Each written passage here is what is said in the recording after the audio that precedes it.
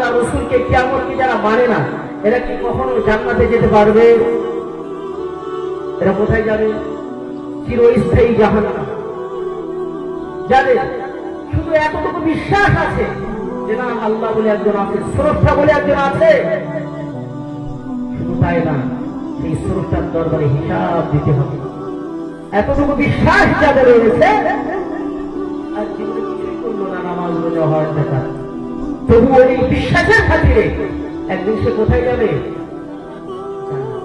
তাহলে বুঝতে পারছেন ইমান কত বড় সম্পদ। ইমান মস্ত বড় সম্পদ।